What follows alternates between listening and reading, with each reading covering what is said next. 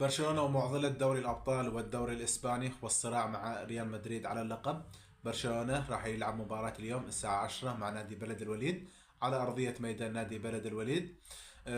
برشلونة راح يدخل هاي المباراة وعنده ضغط كبير، ضغط جدول المباريات. برشلونة اللي لعب مباراة أو نقول معركة قدام نادي انتر ميلان راح يلعب مباراة اليوم، وعلى الأغلب هانز فليك راح يريح أغلب النجوم الأساسية مثل لامين يامال أو بدري. صحيح المباراة كثير مهمة لبرشلونة، لأنه المنافس أو الملاحق الأساسي له على لقب ريال مدريد عنده مباراة صعبة راح تكون بكرة أمام نادي سيلتا فيجو. برشلونة أي غلط أي خطأ تعادل أو خسارة، هذا الشيء يصب بصالح ريال مدريد اللي عم ينافسه مباشرة على اللقب. برشلونة يعيش ضغط كبير من المباريات، عنده كمان مباراة انتر ميلان يوم الثلاثاء بنصف نهائي دوري الأبطال، راح تكون مباراة حاسمة لموسم برشلونة.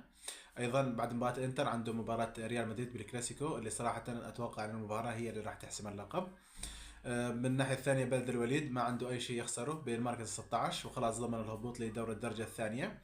برشلونة قدام الأندية الصغيرة شفنا هذا الموسم عم يعاني كثير، خصوصا الأندية اللي ما عندها أي شيء تخسره. برشلونة مباراة صعبة راح تكون عليه، بس أتوقع برشلونة راح يقدر ينتصر بهاي المباراة ويوسع الفارق مع ريال مدريد بانتظار مباراة بكرة. واظن راح يريح اغلب نجومه مثل لامين يامال او بيدري، او ممكن ايضا فيران توريس او رافينيا، واحد منهم كمان يقعد على الدكه.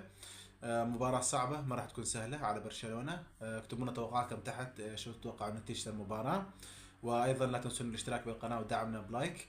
واذا كنت اول مرة تشوفنا، هاي حساباتنا على التيك توك والفيسبوك والانستغرام، لا تنسوا تتابعوهن ودمتم بخير.